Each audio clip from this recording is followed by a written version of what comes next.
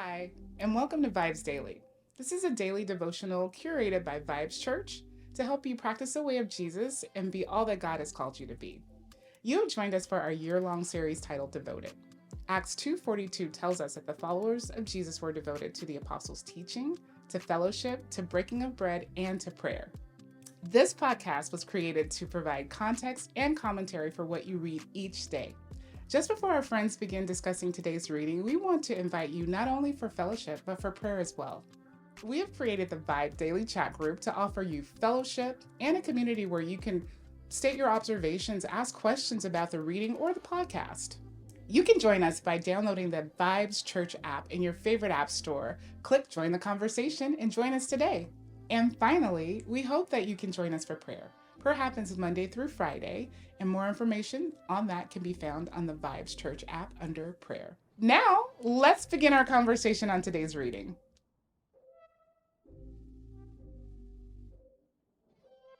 Yo, welcome back to the VIBEZ Daily podcast. It is day 120, and we are continuing to make our way through the entire Bible this year. Our Devoted series has been really us reading the entire Bible from cover to cover and having conversations about every passage that we go through. I am back this week joined by my wife Victoria, and we will continue here to bring First Chronicles to a conclusion this week. I'm so excited to do that. But just again, one more piece of encouragement. This podcast is meant to go along with our Bible reading plan, and so we encourage you to download that plan, follow along, and read along, as we won't cover everything in detail, and it'll make a lot more sense if you actually read with us. But just before we get into today's conversation on chapters 15 through 17, just want to ask a question of you, as we kind of do each week, just to kind of get an idea of something to just jog our or get our conversation started, learn a little bit about one another as well as the Bible. And I stole this question from a video I saw. Kevin on Stage, comedian, does some Christian stuff as well. He brought up this question that he found, I think, that pretty much said, like, what was one time you were reading scripture and you just thought to yourself, God is wilding. Yeah. Like, God is tripping. Yeah. Like, you doing the most, God. That was a little unnecessary. Or whatever. However you want to describe it. I'll leave that open-ended. Was one time that you read it and you kind of thought that to yourself? I think it's the times where we read through the Bible and it's kind of like go and annihilate like everyone, like the women, the children, like I think there's even one story in the Kings, and I think Second Chronicles kind of like repeats it, but it's like one of these kings of Israel is about to like take the throne, or like one of the prophets goes and tells him like, hey, you're about to be king next. So he actually goes back and smuggles the actual king to death. But the prophet says like he's grieved by what this guy's about to do, that like he's going to like literally rip open the pregnant women's bellies, right? And being pregnant, takes me a little bit back sometimes when I'm like reading some of this stuff. But yeah, I think those are one of the ones where it's kind of like, really, Lord, like the babies, can't let the babies live, so those are some of the times I'm like, okay, this is hard to wrestle with, like, Lord, like, this one's tough. Yeah, that's good. Yeah, I think there's plenty of them. There's plenty of them that I think, to me, probably just feel extreme. Yeah. And I think, though, the one that jumps out to me is a New Testament one. Okay. And the only reason I do that is because I think God has a reputation in the Old Testament of kind of just like dropping people dead for what seems like, all right, that was a little much. But to me, this one in the New Testament, it's found in Acts, and it's when Ananias and Sapphira like go sell their stuff, and then they give a portion of it back to the church, but they don't give all of it back to the church. And then like they ask them like, is this all that you sold it for? And they lie, right? Which they didn't really have to lie. Like they could have just been like, nah, we kept some of it, but they decided to lie, and they dropped dead, right? And like first, like I think Ananias dies first, and then Sapphira comes later, and they like ask her the same thing. Like, are you sure this is your thing? And she lies too, and then she dies like right on the spot. And I think, again, that's a New Testament example that God still doesn't tolerate like sin. But I didn't. For me, I was just kind of like, all right, you couldn't have gave him a second chance. I was thinking that.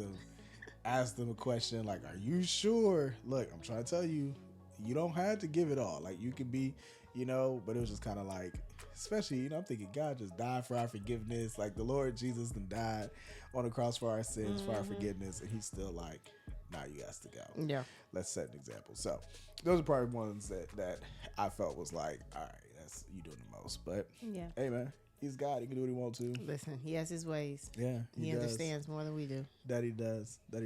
But all right, let's pick up here in First Chronicles, chapter 15. We've left off last week with David pretty much being an anointed king. Kind of had some conversations about as he was installed as king, some of those that came alongside him to help him, some of the blessings he experienced early on as well. We pick up in 15 really at a story that kind of left off in 13. Where David was attempting to bring the Ark of the Covenant back to Jerusalem, to his city, where he was staying. Last we left off, he gave up because Uzzah died trying to touch it. But he has new hope here in 15. Yeah. He's going to try again to do this. And so what jumps out to you here in chapter 15 as David, once again, after building his home, tries one more time to bring the Ark of the Covenant to his city? Yeah. The first 2 verses. Okay. So the first thing is I see that he pitched a tent for it, but I was like, wait, what happened to the tabernacle pieces? Like, the tabernacle had a whole like tent thing happening for, and so I wondered, like, probably like over time through the judges or whatever, like Saul's reign, whatever. Yeah, something must have happened to like this tabernacle structure because this was a mobile thing. So I'm like, I feel like they could have just picked up this tabernacle and brought it, but Yeah. he actually like pitched a tent for it and prepared a place for it for the ark. But just curious where some of the other stuff went. And then verse 2, which actually pairs with verse 13 for me, is, as we mentioned a few times before, that like David is at this point, I think he got his new hope because he got his new instructions on how he's supposed to do this. Yeah. And he's like, no one but the Levites need to carry this ark, just like you mentioned on Friday. Like, the Lord's chosen them to carry it. Like, I feel like he just read the law again. Like, at some point, somebody must have came up to him and been like, this is why this happened. Probably one of the Levites themselves was probably like, well, we're the ones supposed to be carrying this ark. Yeah. We don't know that. That's just my version, Victoria version. But he did say in verse 13, he explains why. He's like, because you didn't carry it the first time, the Lord broke out against us because we did not seek him according to the rule. So, thoughts on that? Yeah, no, I mean, I think that's the crux of this passage, right? Is that, like, there's the difference. And, it's the same thing we said on Friday.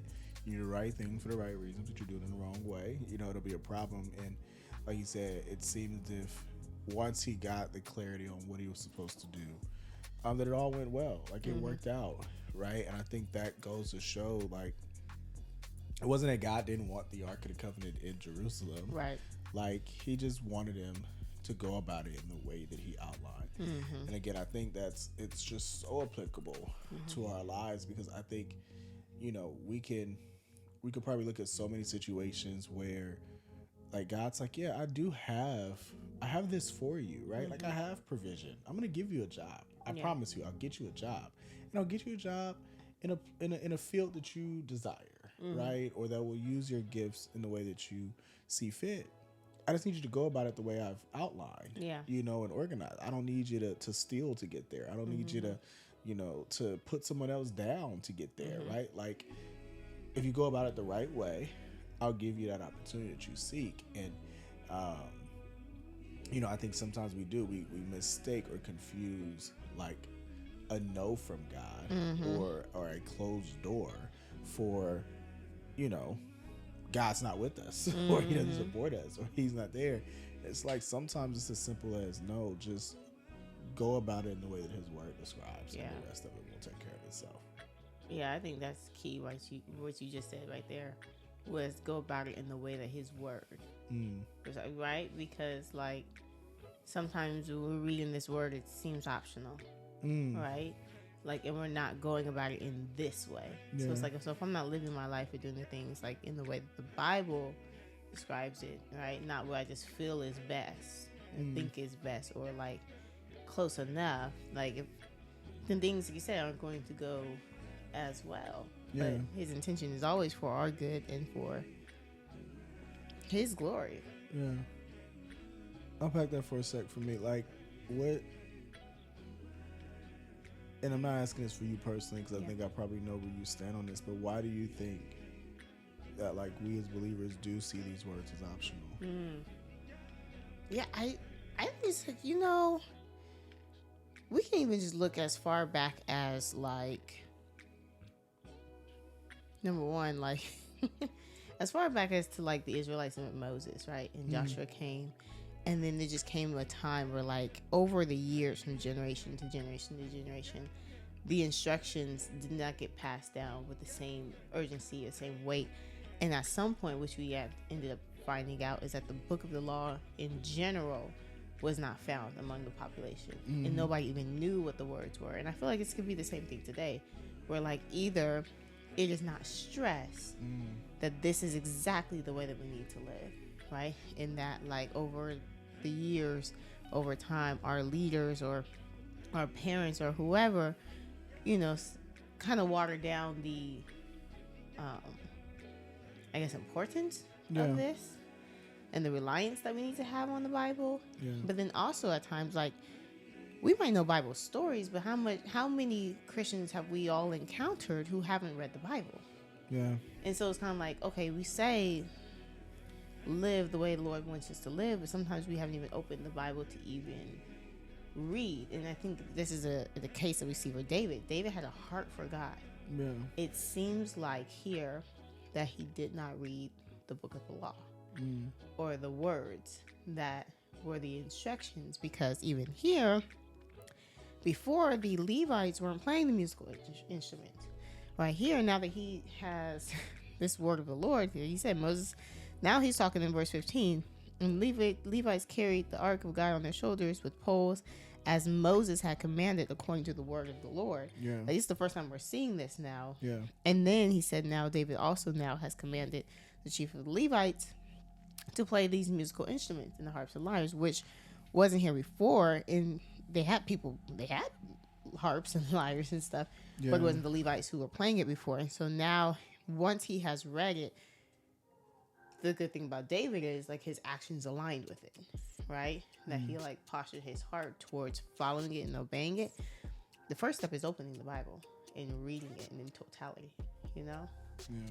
I don't think we do that. I think we get Bible stories and Bible glimpses and preaching, teaching, but, like, opening the Bible for ourselves. Yeah. No, I mean, that's fair. And I asked that because I do think I agree with you that it's probably, that is an issue. I'll never forget, there was again, this is not a political statement by any stretch of imagination, but I recall having a conversation with someone who, part of their challenge with, like, let's say taxation, right? Which taxes go a lot of different places. Some of those places are like social programs, things like welfare, or, to schools, or whatever the case may be. And there are some who politically kind of have an issue with that, and their stance, and some of these individuals I was talking to specifically was a Christian, and, like, their argument was, because I kind of pushed back, like, well, doesn't the Bible teach us to, like, feed the hungry and clothe the naked and, give shelter to the homeless, kind of thing? And his response was essentially like, yeah, but, I don't want to be forced to. And, like, my thought was, that to me implies that you believe that the command of Jesus is optional, that he's not forcing you to. Because to me, I'm like, he's forcing me to. Yeah. Like, when he says to do that, right? That when I was hungry, you fed me, and when I was in prison, you visited me, right? And when I was a stranger, you invited me into your home. When he says that, and that this was the thing that kind of opened up the kingdom of heaven, like, I don't look at that as, like, an option. I'm like, no, he is forcing me to do those things. Like, that is mandatory. Yeah. And I agree with you. I'm curious, to your point, like, where that is falling off. And again, it's probably is from our leaders, and, not to put blame on anybody, but it often starts with who discipled us and who introduced us to Jesus, and how are they living, right? And what are their expectations, and how are they modeling that? But then to your point, eventually the responsibility comes back to us because we have access. Like, that is a difference. Yeah. That we'll get to even throughout this. A big difference for us and the Israelites at this time, they didn't have access. Like, not only do we have written word, Yeah. we are all literate. We can read, Yeah. right? Which is something that many people they were not able to read, right? Not only did they not have access to the scrolls that these were written on, they couldn't read them if they were in front of them. Yeah. You know, and so, like, I think we have a whole different level of access that gives us a personal responsibility to know these words for ourselves. And I think, to your point, it does come down to when we read it, if we see something that challenges us or that we disagree with or maybe stretches us beyond what we want, we have a decision in that point to say, well, do I believe that? And will I submit to that? Right. Or will I just do what I kind of want to do in my own way? So, yeah. And some of these responses of the Lord back in the Old Testament was kind of like, this ain't no option. You know, like, we might say, like, oh, he's doing extra, but who's the thing get struck down and die? Yeah. We might not see the weight of our consequences of not obeying. Yeah. Thank goodness we got biblical example. You're not just striking me down. Yeah. That's good. Okay. Well, chapter 16, they bring it and they place it inside of his tent. You know, talked about the music and stuff. We had the reference kind of into 15 where David is dancing and, you know, his wife, Saul's daughter, is not really happy with it, of course, again. And that kind of piece. But they place it there, and then David writes a song, a song of Thanksgiving. Yeah. Anything that you thought was interesting here in chapter 16? I just love that, like, David is true to him, to who he is, right? Like, some people offer prayers afterwards, you know, because they're not singing. David's like, I'm writing a song because this is what's in my heart for the Lord. But, like, I do love how he recounts and, I don't know, kind of just charges the people in this song to, like, remember what the Lord has done for them. Like, especially in starting verse 19, it's like, when you were few in number and of little account and sojourners in this wandering from nation into nation, he was like, you know, just remember, he allowed no one to oppress you, and he rebuked kings on your behalf. Saying, don't touch my anointed ones, do my prophets no harm. And I do love that like, there is this remembrance of, like, yeah, we're a great nation now. We have a big army now. But when we were wandering from here to there in these random places, that, like, it was the Lord himself who protected us. And so I think, yeah, it kind of gives me, like, yeah, it's like this, like, peace and solace reflection that, like, truly when the Lord says, and this is in the next chapter where he's telling David, like, I've been with you wherever you've gone. Yeah. In chapter 17, verse 8, like, it just reminds me, like, not just David, all of Israel, he's been with them wherever they've gone. Yeah, I think what's interesting to me was a couple things. One, just like on a more like historical, contextual thing. You know, Asaph was kind of established a little earlier. We were introduced to him, but like seeing his name, because there are so many Psalms we'll get to when we get to Psalm that are of Asaph, and so just kind of seeing him as one of like David's chief musicians and like leaders and Levites for that particular area. So just kind of seeing that, I thought was interesting, but more from a practical like application type of perspective. One thing I found is interesting is like, I wonder how much this song was like known and repeated. You know, there was a few songs of David. I think we read this in 2 Samuel that like that one towards the end of 2 Samuel, just before he dies. They were like, yeah, this is like Israel's favorite song type of thing. Yeah, right? yeah.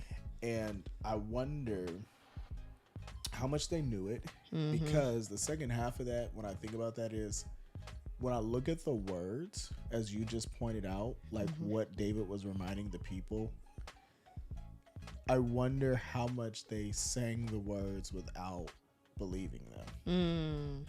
You know, because like if they knew the words and it was something they could recite, like when you read what it says, you're like, man, this should encourage you or remind you not to stray from the Lord, right? Remember who he is.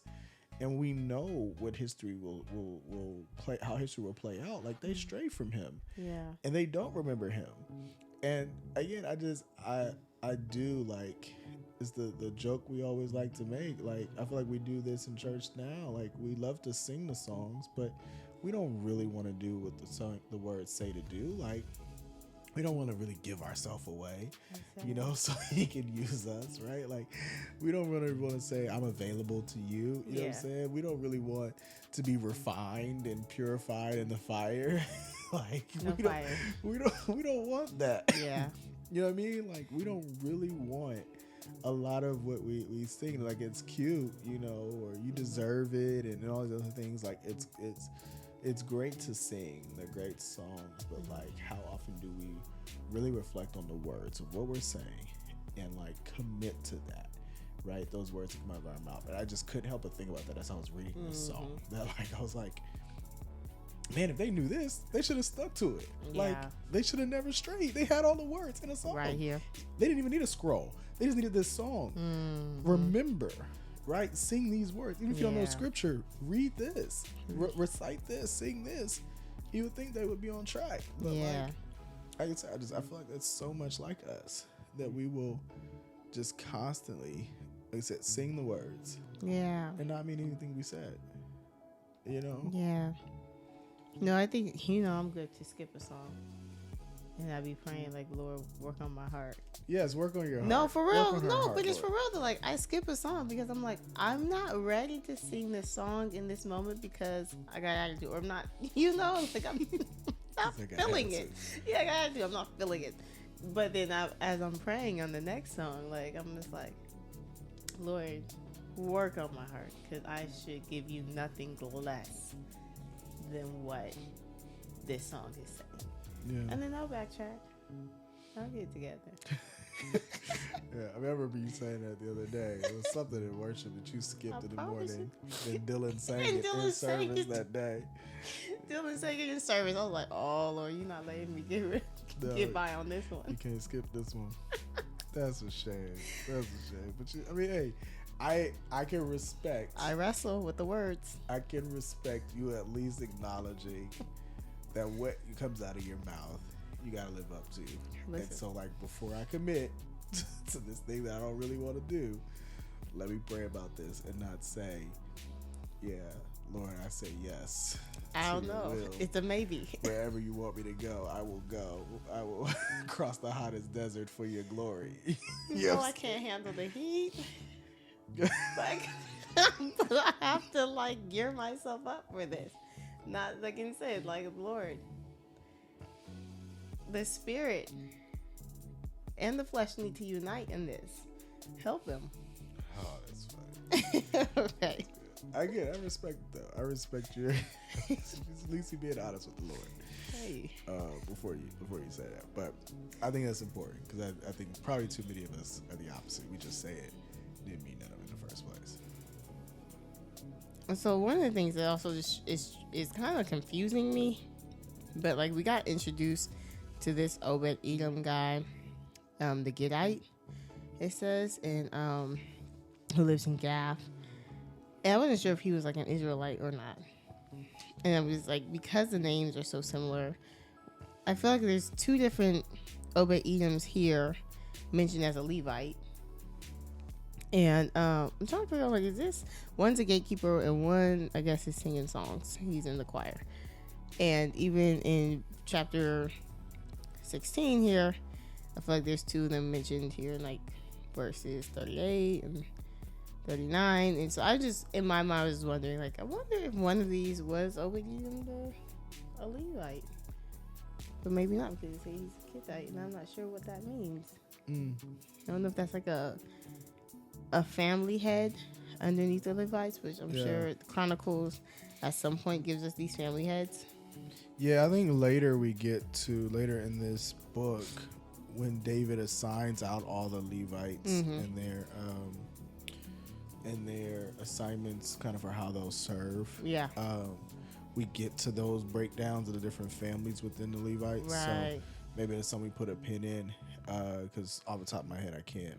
Oh yeah, because in recall how chapter those were broken 26, down. yeah, he does this. Yeah, I know that's what we'll get to, and actually before that, it's back. Okay.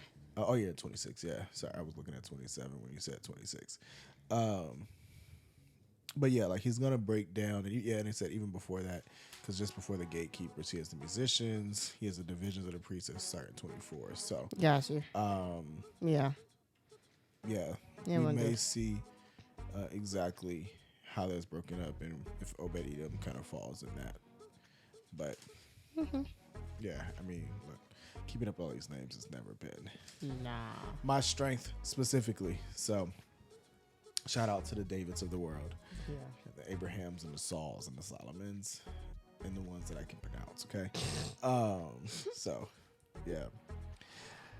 Okay, we end in chapter 17, and again, this is kind of a similar story, another story that we've heard before, kind of a similar account. So David is essentially telling God he wants to build a house for him, and God says no.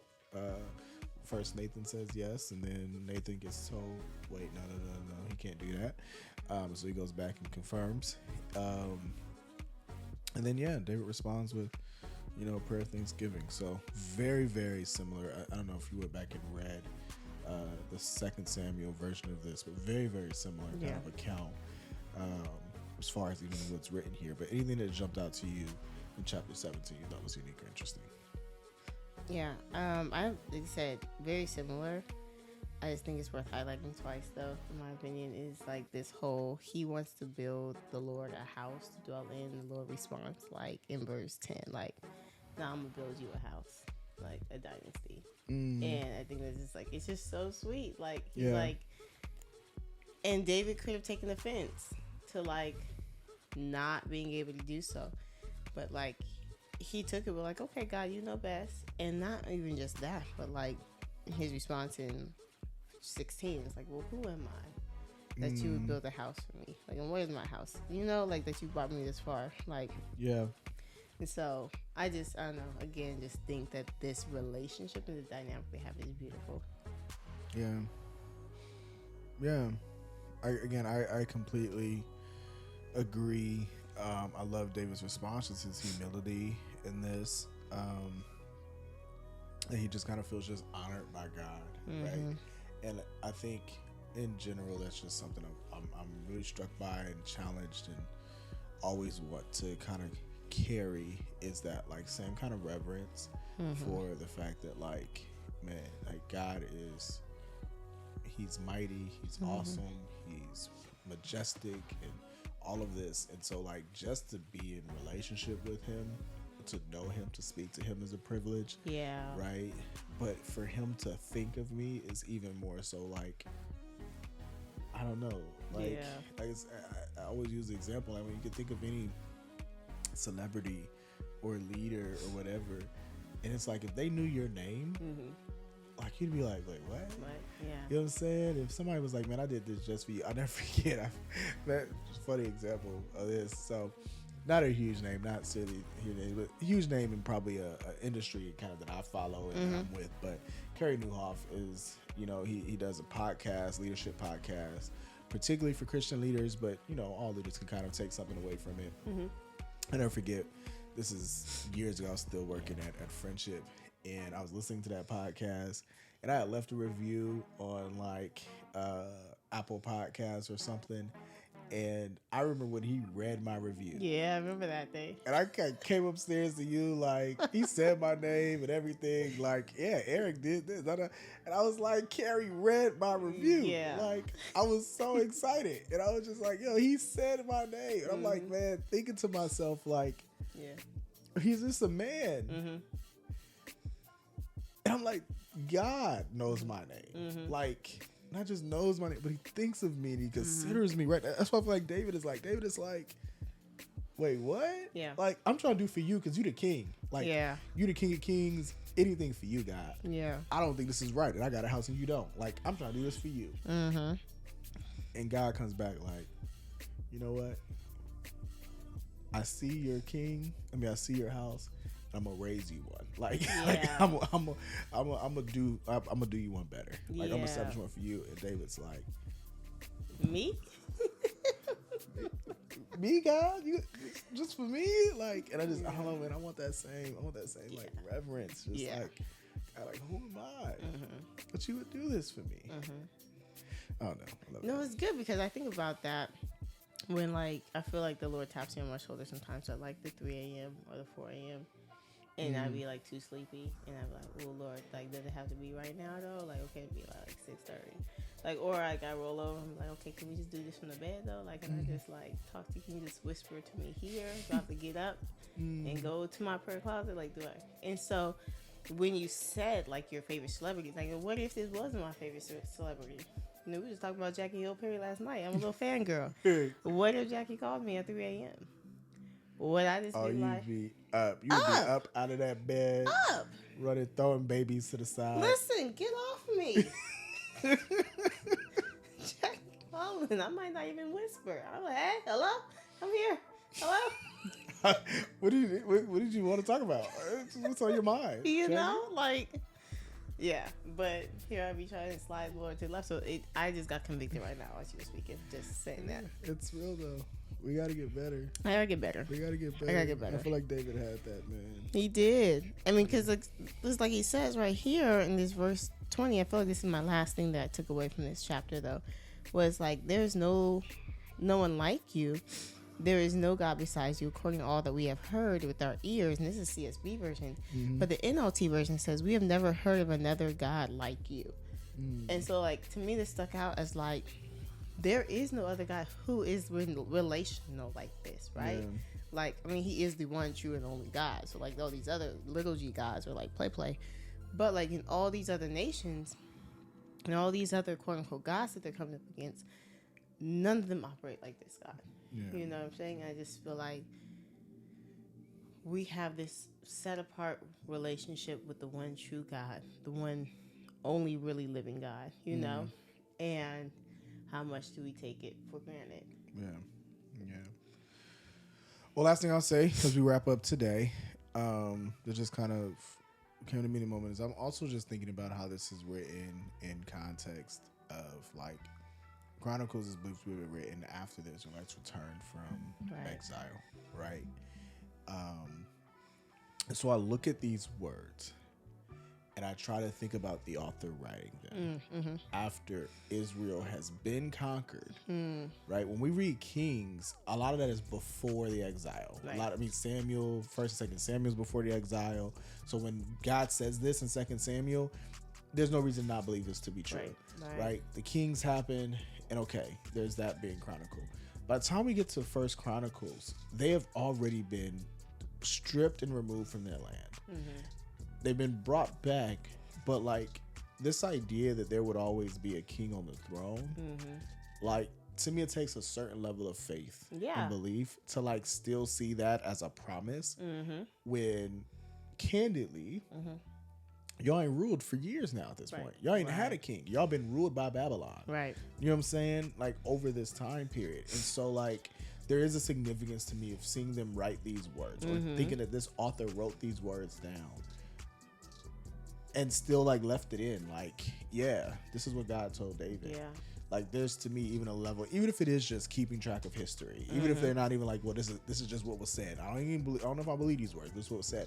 Even then, they still wrote it down, because we'll see. They leave some other stuff out. Come on. They don't put everything in. Sure don't. They left that in. Yeah. And they were like, this is even after the fact they've already been conquered before. Yeah. So I don't know. I just felt like that's significant. It is. I'm glad you mentioned that, because when I was even reading the Bible Project, because sometimes I go to Bible Project, like, help me understand these books. And one of what they were saying was that the author of these 1st and 2nd Chronicles, whoever this person was, intentionally made things look a good, positive way and left the bad out, because they were still trying to give the people hope on the words that the Lord was saying would happen. And so, like, even at this point, like you said, some of the minor prophets have also, and major prophets have come now and even spoken about this Messiah already. And like, of all of a sudden, like, there will be a rule and this reign and the Messiah will be coming. And so it's like, even this was written in a way to give hope that, like, even with the kings, like you said, the lineage is still true, guys. Don't forget, this was said. This is how the Lord has kept you. Don't focus on the bad. Don't you do that. Like, keep your eyes on the prize. And they said that this Messiah is coming, like, because the people who have been returned are kind of like, we're nobody. We're nothing. With this small little nation, like you said, there is no king ruling on the throne here. And so, what, Lord? Like, what? Why are we here? And they made this, like, case of, like, this author was really probably just trying to give the people hope. Love it. Okay. Well, that brings us to the end of today's reading. We'll pick back up with chapter 18 tomorrow. But again, appreciate you guys joining us. Hope this was helpful for your conversation. Look forward to you guys joining us the rest of this week as we bring First Chronicles to a conclusion. But until then, take care. Thank you for joining us for the VIBEZ Daily podcast. Be sure to like, comment, and subscribe on your favorite podcast platform, or download our favorite, the VIBEZ Church app. Visit vibes.church/devoted for additional episodes, notes, details, and the latest merch. Join us next time as we continue our journey through the Bible. Take good care.